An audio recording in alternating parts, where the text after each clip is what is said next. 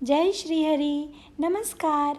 मैं निर्मला रावत अपने YouTube channel में आप सभी का स्वागत करती हूँ। आशा करती हूँ आप सभी स्वस्थ होंगे और एकादशी व्रत का पालन करेंगे। अगर आप किसी कारणवश यह व्रत नहीं कर रहे तो कृपया इस दिन चावल ना खाएं। वैकुंठ एकादशी या मोक्षदा एकादशी मार्गशीर्ष माह के शुक्ल पक्ष के 11वें दिन आती है। यह भगवान विष्णु के मंदिरों में पूरी गंभीरता के साथ मनाई जाती है। यह एकादशी भगवान विष्णु के भक्तों के लिए शुभ है, क्योंकि ऐसा माना जाता है कि वैकुंठ एकादशी के दिन भगवान विष्णु के निवास का वैकुंठ द्वार खुलता है। ऐसा माना जाता है कि जो व्यक्ति वैकुंठ एकादशी का पवित्र व्रत रखता है वह मृत्यु के देवता यमराज का सामना किए बिना वैकुंठ पहुंच जाता है और मोक्ष प्राप्त करता है। भक्त वैकुंठ एकादशी को उत्साह और भक्ति के साथ मनाते हैं। दक्षिणी राज्यों में इसे मुक्कोटी एकादशी के नाम से जाना जाता है और तमिल कैलेंडर के अनुसार मार्गजी महीने में मनाया जाता है।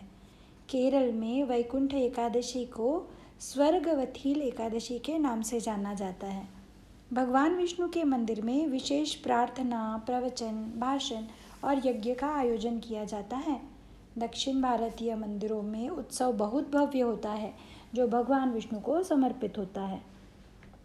एकादशी कब है? शनिवार 23 दिसंबर 2023।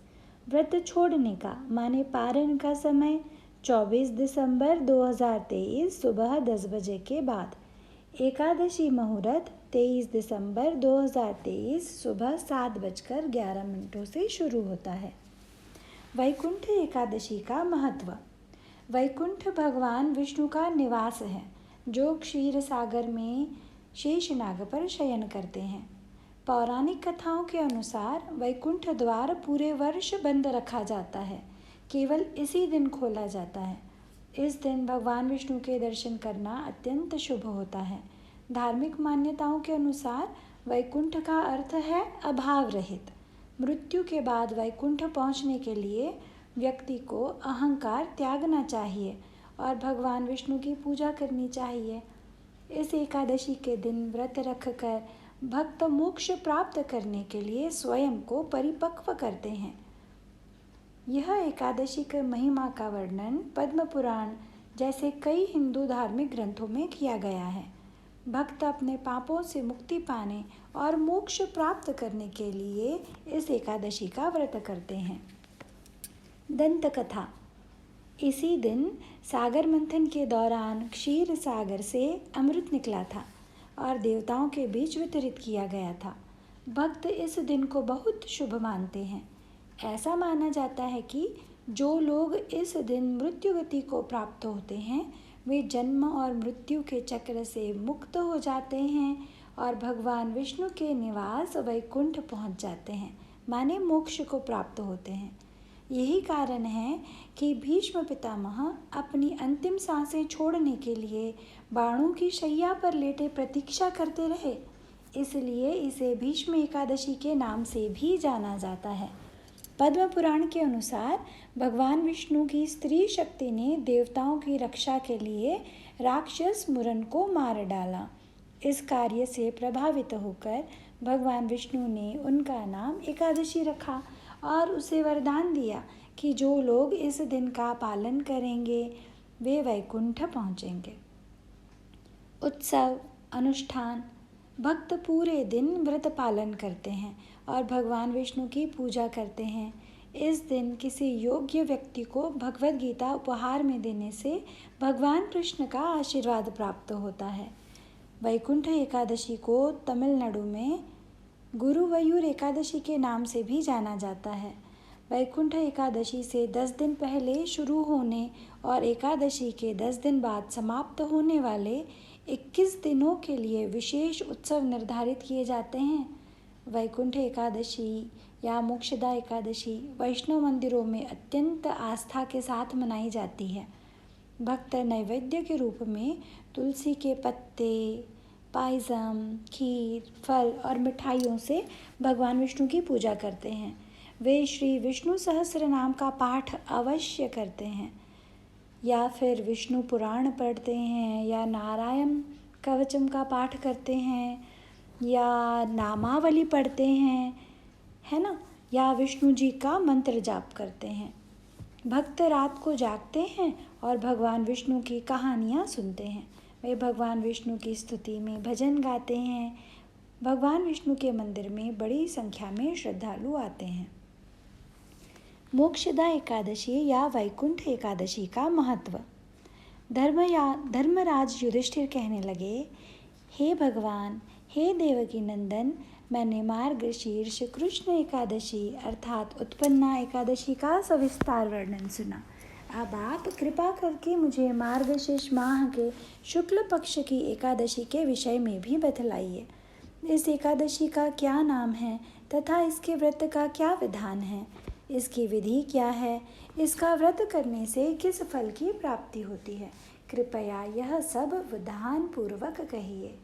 भगवान श्री कृष्ण बोले, हे धर्मराज युधिष्ठिर, मार्गशीर्ष माह के शुक्ल पक्ष में आने वाली इस एकादशी को मोक्षदा एकादशी या वैकुंठ एकादशी कहा जाता है।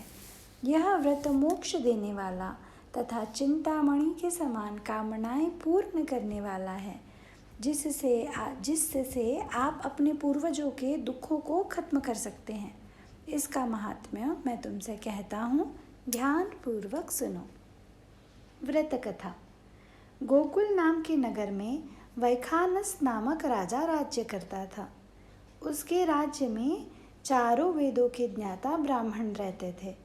वह राजा अपनी प्रजा का पुत्रवत पालन करता था। एक बार रात्रि में राजा ने एक स्वप्न देखा कि उसके पिता नरक में हैं। उसे बड़ा आश्चर्य हुआ।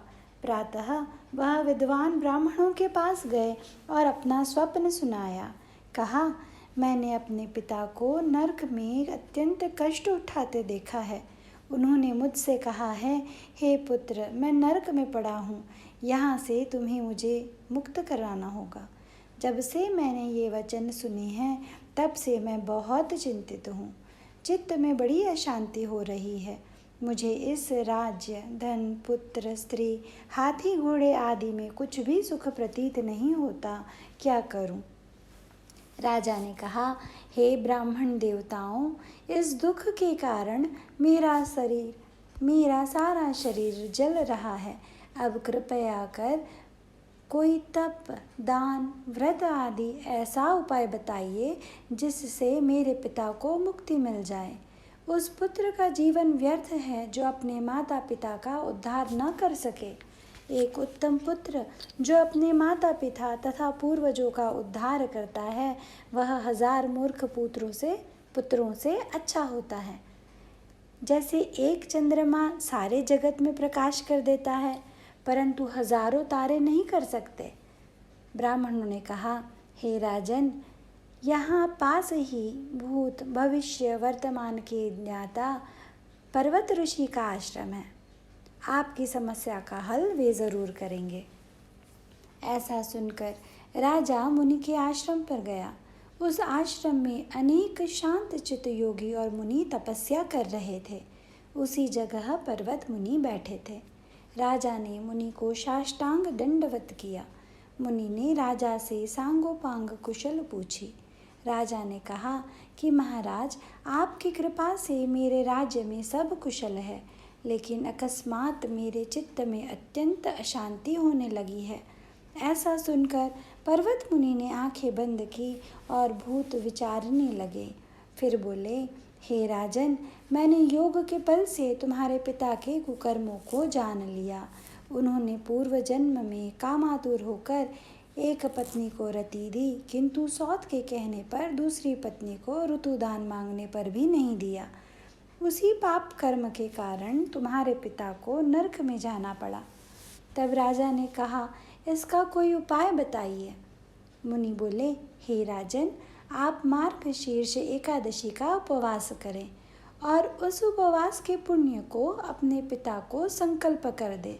इसके प्रभाव से आपके पिता की अवश्य नरक से मुक्ति होगी। मुनि के ये वचन सुनकर राजा महल में आया और मुनि के कहने अनुसार कुटुंब सहित मोक्षदा एकादशी या वैकुंठ एकादशी का व्रत किया। इसके उपवास का पुण्य उसने अपने पिता को अर्पण कर दिया। इसके प्रभाव से उसके पिता को मुक्ति मिल गई और वह वैकुंठ पहुँचे।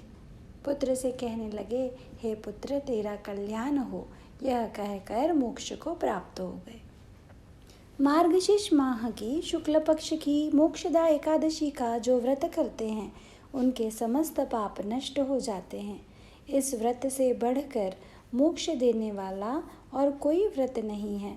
इस दिन गीता जयंती मनाई जाती है, साथ ही धनुर्मास की एकादशी भी कहलाती है। अतः इस एकादशी का महत्व कई गुना और भी बढ़ जाता है। इस दिन से गीता पाठ का अनुष्ठान प्रारंभ करें तथा प्रतिदिन थोड़ी देर गीता अवश्य पढ़ें। ओम नमो भगवते वासुदेवाय नमः का मंत्र जाप अवश्य करें। विष्णु अष्टोत्तर नामावली, विष्णु सहस्र नामावली या विष्णु सहस्र नाम पढ़ें या सुनें या फिर भजन करें। जितना हो सके विष्णु जी का नाम स्मरण करें और व्रत का पालन करें। व्रत ना कर पाएं तो फलाहार करें। चावल से अत्यंत दूर रहें, चावल को हाथ भी ना लगाएं। जय श्री हरि।